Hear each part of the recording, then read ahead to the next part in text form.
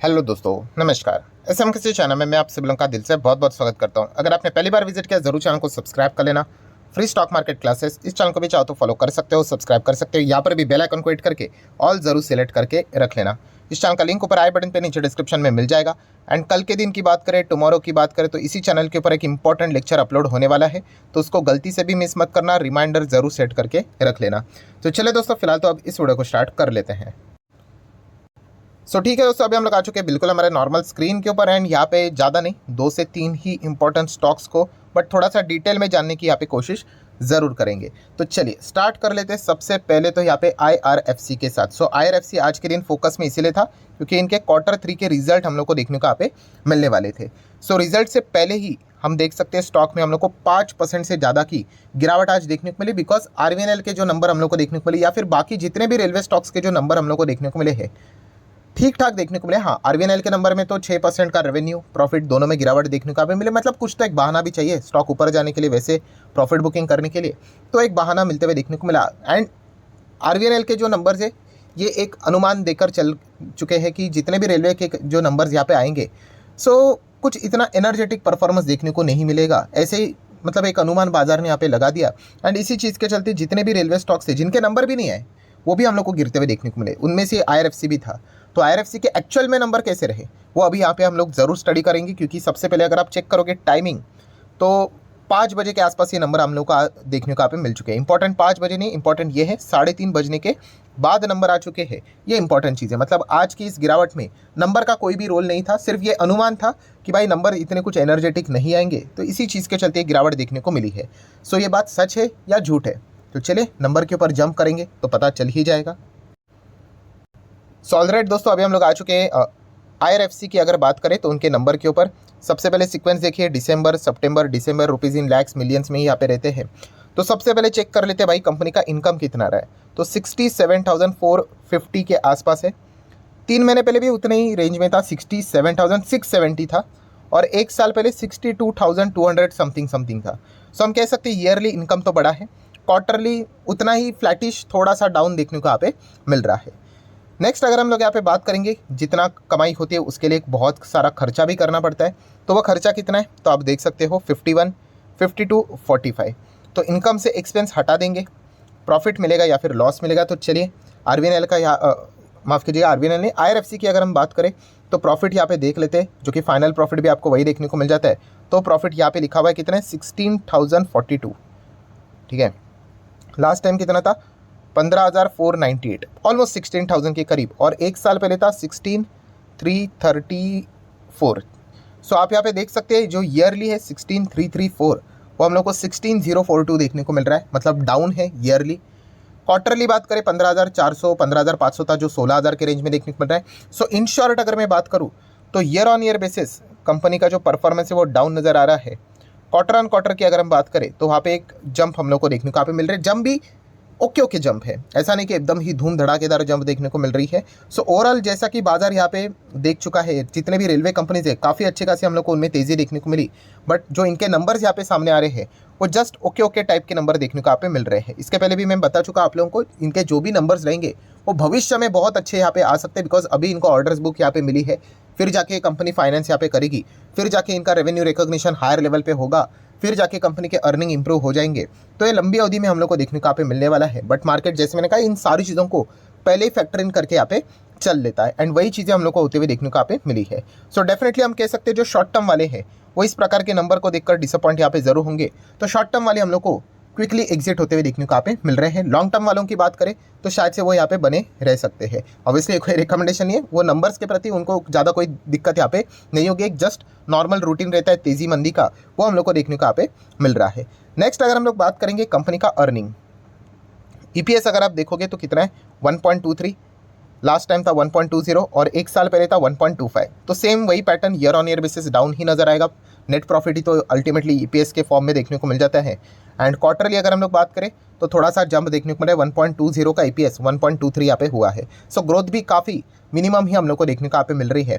जैसे कि आपको कहा कि भविष्य में जब इनके मतलब रेवेन्यू रिकॉग्निशन काफ़ी अच्छा यहाँ पे रहेगा, रेवेन्यू रिकॉग्निशन मतलब ये वाला फ्रॉम ऑपरेशन, ये ज़बरदस्त यहाँ पे स्पाइक होगा, तो सारी चीज़ें हम लोग को एकदम अचानक से बढ़ती हुई देखने को यहाँ पे मिलेगी। ये इंपॉर्टेंट फैक्टर है जो कि हम कह सकते हैं कि अभी के जो भी हम लोगों को पुराने कॉन्ट्रैक्ट्स देखने को मिल रहे हैं उसी का ही पैसा इनको आते हुए देखने को मिल रहा है। जब भविष्य में बड़ा पैसा आएगा तब जाके इनके नंबर्स काफ़ी बड़े हम लोग को देखने को मिलेंगे, और ये भविष्य में ऐसी चीज़ें होंगी, ये मार्केट पहले ही मान के चल रहा है, इसलिए तो ये स्टॉक इतना ज़बरदस्त हम लोग को भागते हुए देखने को यहाँ पे मिल चुका है। सो ओवरऑल कंक्लूजन की बात करें, शॉर्ट टर्म के हिसाब से लोग शायद से डिसअपॉइंट जरूर हो सकते हैं, क्योंकि ईयरली इतना कुछ खास नहीं, क्वार्टरली भी थोड़ा सा ही अब देखने को आप पे मिल रहा है नंबर। तो यही चीज़ मार्केट ने पहले से ही थोड़ी सी जज कर ली थी, आप ऐसा भी चाहो तो बोल सकते हो। और 5% की गिरावट हम लोग को IRFC में देखने को आप पे मिल चुके हैं। बट एक्चुअल में नंबर बाजार को कैसे लगे, खास करके शॉर्ट टर्म वालों को, लॉन्ग टर्म वालों को ज़्यादा दिक्कत तो होनी नहीं चाहिए, बट शॉर्ट टर्म वालों को नंबर कैसे लगे इसके लिए तो अभी मंडे के दिन का ही इंतजार करना पड़ेगा। मैक्सिमम चार्ट पैटर्न की बात करें तो 520% के रिटर्न हम लोग को देखने को यहाँ पे मिल चुके हैं। एंड रेलवे स्टॉक्स की अगर हम बात करें तो अभी इनके लिए नेक्स्ट अगर कोई बड़ा इवेंट रहेगा तो वो तो हम लोग को इलेक्शन ही देखने को यहाँ पे मिलने वाला है। सो ठीक है, ये थे IRFC के नंबर जो कि हम लोग को देखने को यहाँ पे मिल चुके हैं। नेक्स्ट अगर हम लोग यहाँ पे बात करेंगे दोस्तों तो इरेडा, यस इरेडा की अगर हम लोग बात करें, जिन्होंने IPO जिनको यहाँ पे लगा था और होल्ड किया था उनको कोई ज़्यादा दिक्कत नहीं होगी। हाँ, थोड़ा बुरा तो लगता है भाई ऐसे नीचे आ रहा है करके, बट चलिए समहाउ वो मैनेज कर लेते क्योंकि प्रॉफिट कम हो रहा है। जिन्होंने बीच में निवेश किया होगा वो भी होल्ड कर रहे होंगे, उनको भी ज़्यादा कोई दिक्कत नहीं होगी, थोड़ा बुरा लगता होगा।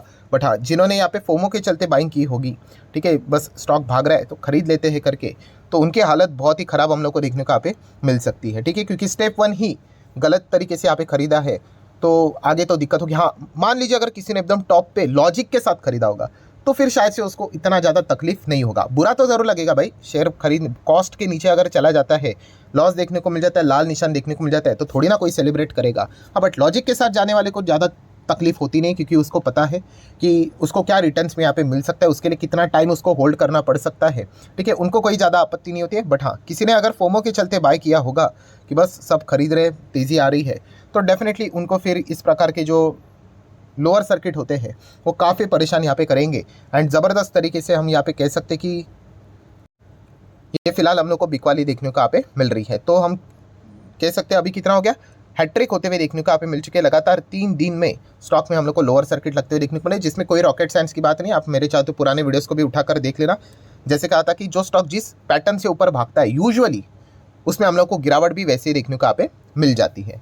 ठीक है, क्योंकि अपर सर्किट भी वैसे ही बन जाते हैं भाई कि बहुत सारे लोग खरीदने के लिए आ जाते हैं फोमो के चलते, तो लोअर सर्किट में भी वही फोमो वाले वापस अभी खरीदा 200 पे अभी बेचने की बात करेंगे वो लोग। ठीक है, क्योंकि लॉजिक तो कुछ होता नहीं, बस यही लॉजिक होता है कि 200 के बदले 300 जाएगा, गया तो ठीक है, नहीं गया तो भाई स्कैम हो गया, फ्रॉड हो गया। तो कोई स्कैम फ्रॉड यहाँ पे ऐसा नहीं होता है। बिजनेस ओरिएंटेड अप्रोच यहाँ पे रखना चाहिए।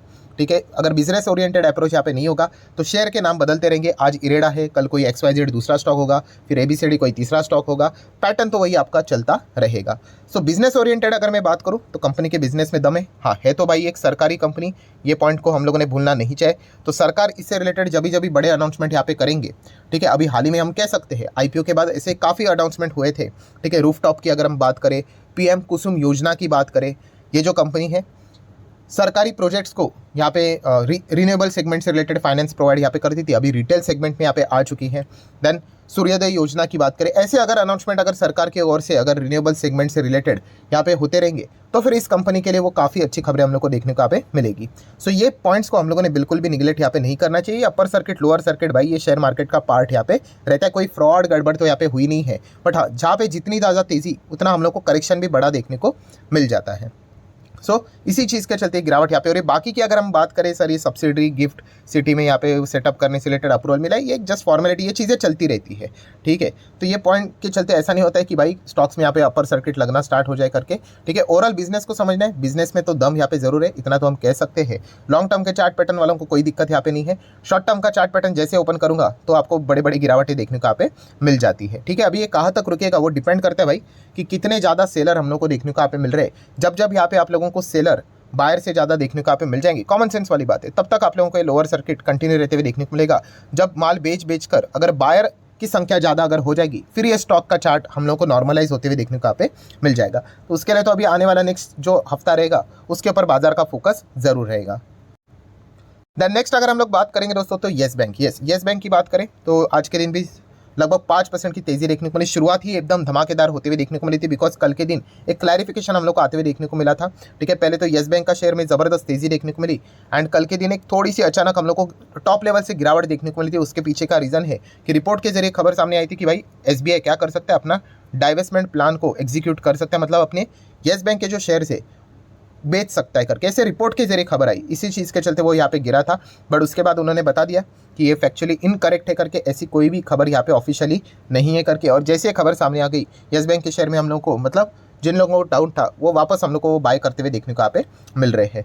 सो वापस हम कह सकते हैं येस बैंक से रिलेटेड भी वही सारी चीज़ें रिपीट होते हुए देखने को मिल रही है। मतलब क्या है कि तेज़ी देखने को यहाँ पे मिल रही है, तो तेज़ी के चलते अगर आप शेयर यहाँ पे खरीद रहे हो तो काफ़ी रिस्की पैटर्न आप लोगों के लिए हो सकता है। बिजनेस ओरिएंटेड अगर आप जाओगे तो ठीक यहाँ पे रहेगा करके। ठीक है, एंड बिजनेस ओरिएंटेड अगर हम लोग यहाँ पे बात करें तो येस बैंक को अपनी बैलेंस शीट PNL को सुधारने के लिए काफ़ी मेहनत यहाँ पे करनी पड़ने वाली है। सो जब तक बाजार मजे यहाँ पे लेता रहता है, बहुत ही अच्छे तरीके से तेज़ी रहती है, तो इन स्टॉक्स में भी हम लोग को अच्छी खासी तेज़ी देखने को यहाँ पे मिलती रहती है। तो ये बेसिक एक अप्रोच आप लोगों को जरूर पता है यहाँ पे होना चाहिए।